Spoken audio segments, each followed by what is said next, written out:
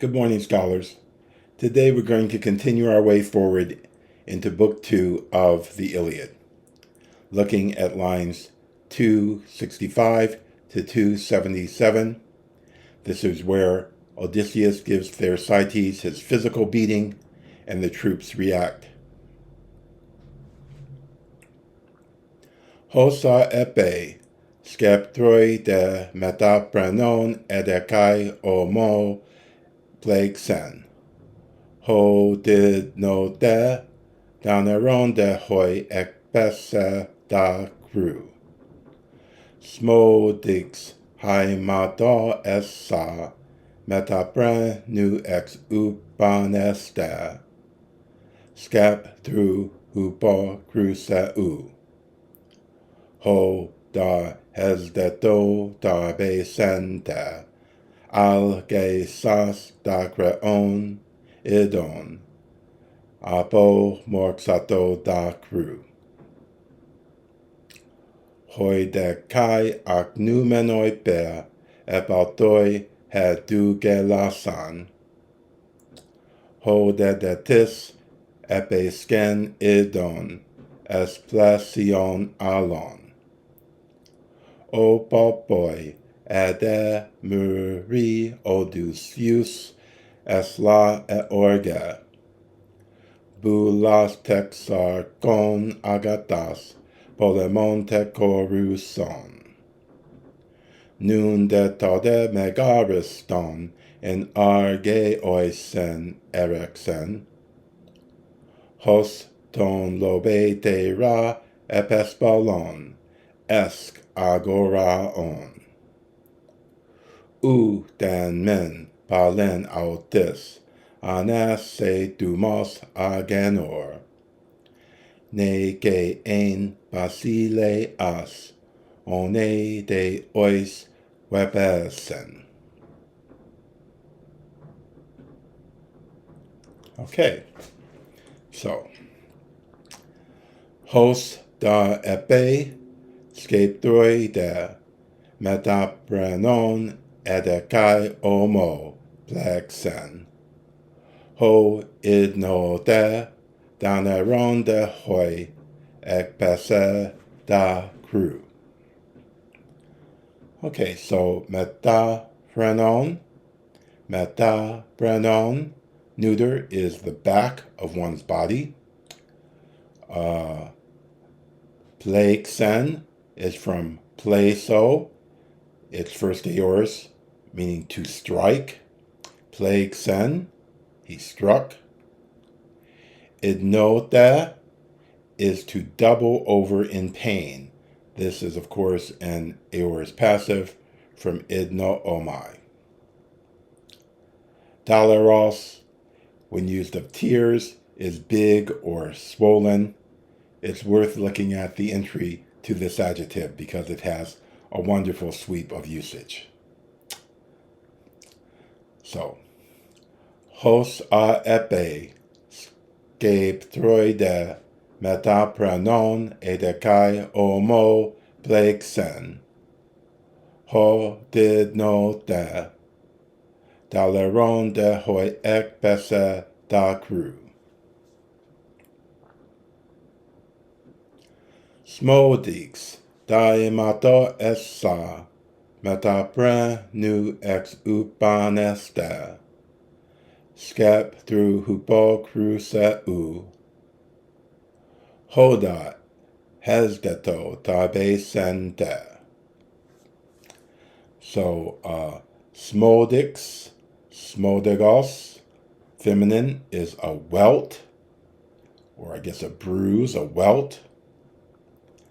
Haimato es, haimato es, haimato essa, haimato en is here blood-colored or black, but it can also be bloody in other instances. Ex up anesta is a second aorist, thus it's intransitive of ex up anistame, and we see the force of these prepositional prefixes piled up threefold. ex up an, to mean to start up from under, to start up from under. So, i.e., from under the blows of the golden scepter. So, smodix daimato essa metapranu exupanesta scaptru hupa cruce u hoda hesdetota basente.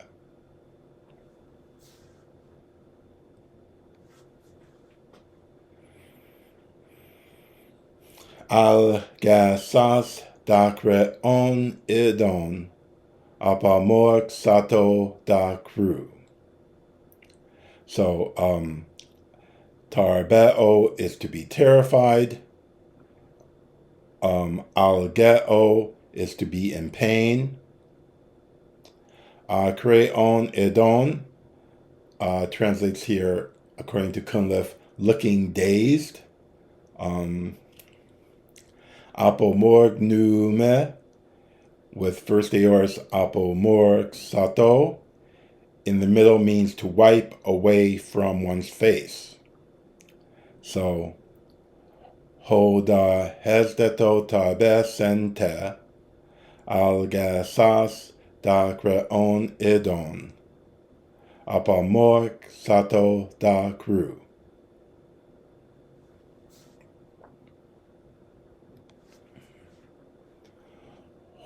Hoide, kai agnumenoi per epautoi hedugelasan.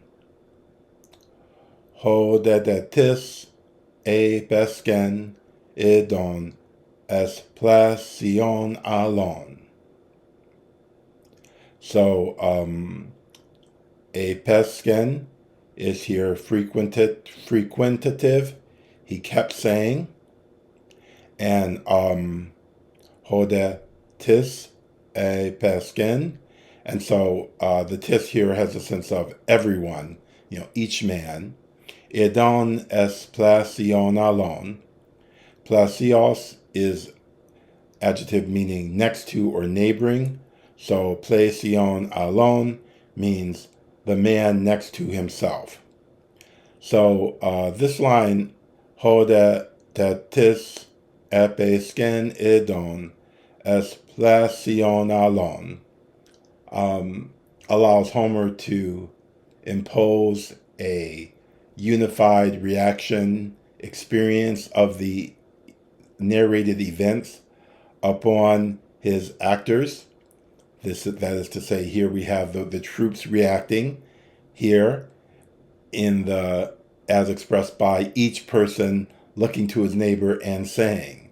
So the sense of e pesken is that frequentive, repetitive. You said to the one person, you'd say to the other person, you say to those all around you.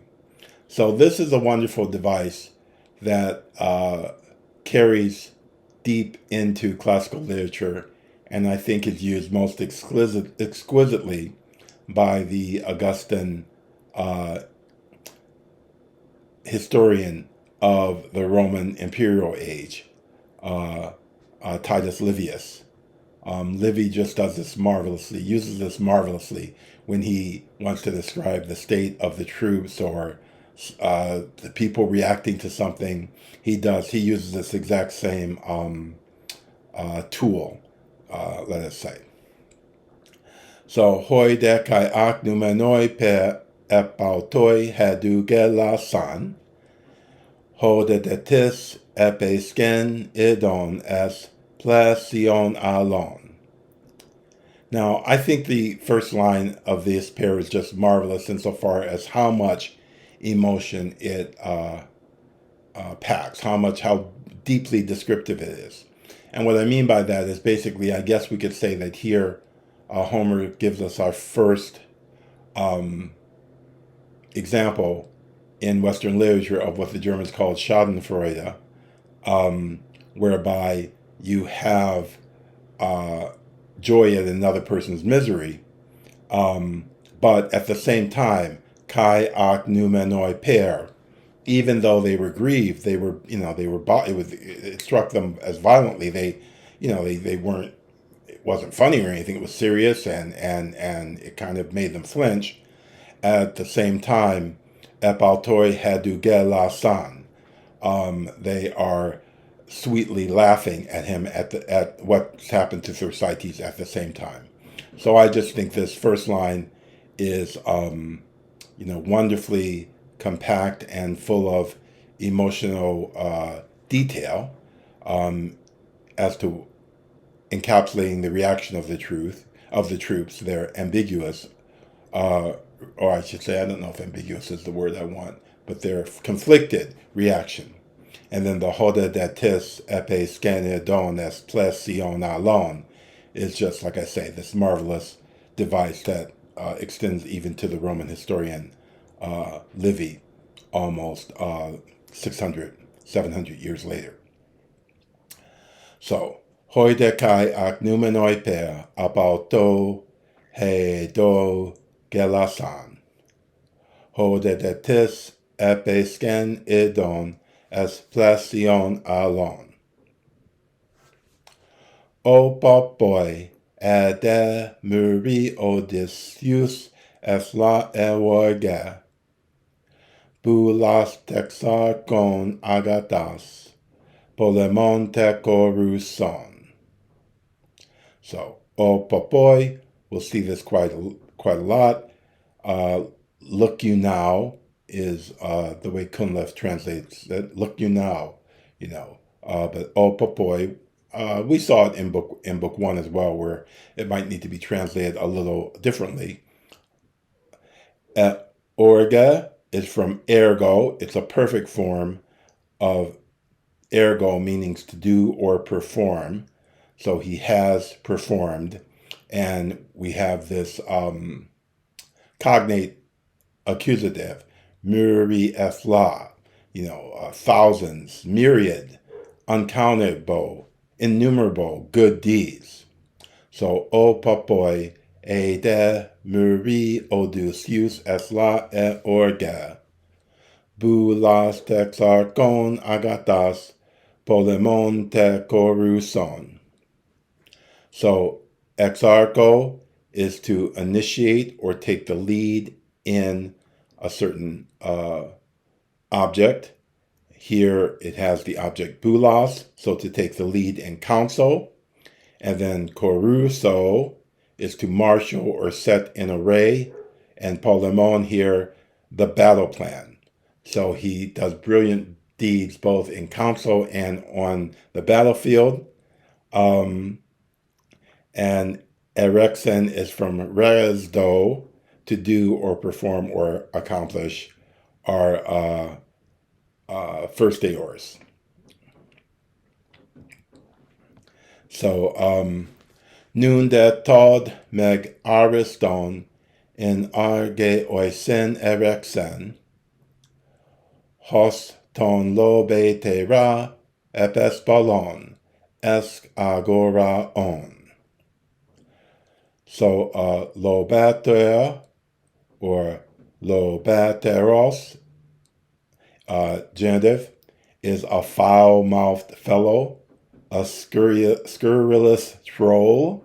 So I guess we can call Thersites actually the first troll in Western literature.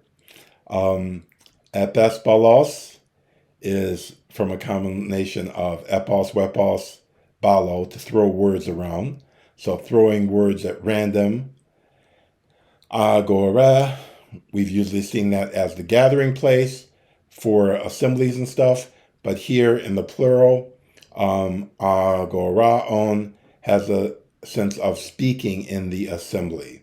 So the esk agoraon, he stops who has stopped speaking. Lo be te ra epes balon. So, nun de tode megariston in arge oisen erexen, hos ton lo be te ra epes balon, esk agoraon.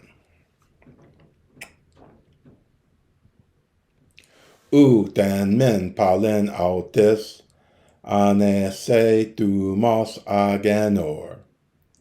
Neke ein basile as, one de ois ebesen.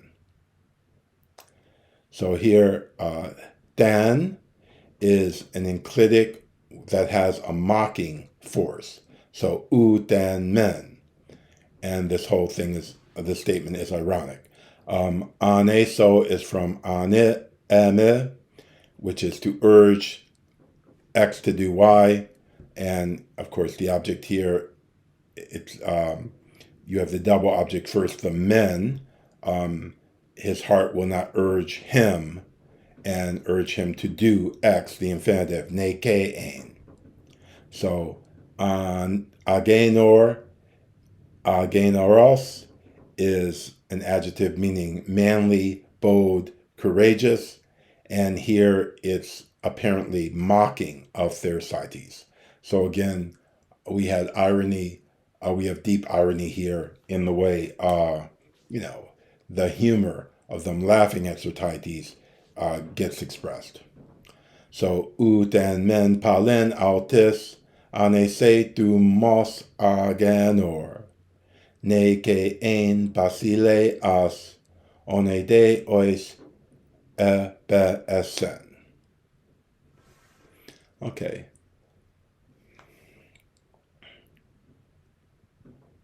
So, hos a epe, skeptoi de metaprenon edekai homo, plague sen.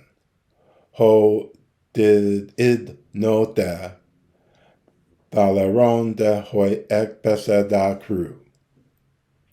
Smodix daimata oesa, metaprenu ex upanesta. Skep through hupo cruseu. Ho da hesdetota basente. Algesas da creon idon, apamork sato da cru. Hoi de kai ak numenoi per, epautoi hadugelasan. Ho de detis e besken idon esplesion alon. O papoi ade muri Odysseus es la orge. Bulas texarchon agatas, polemon te coruson. Nun de taude meg ariston, in arge oisen erexen. Hos ton lobetera epespelon, esc agora on. Utenen palen autis, ane se tumos agenor.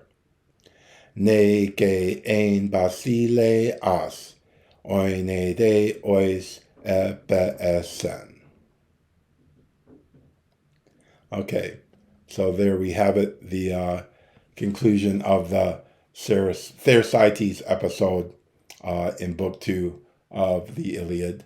A very famous episode. In fact, it was recently, this is late April in 2021, mentioned in a Washington Post discussion of the classics and their importance to the West.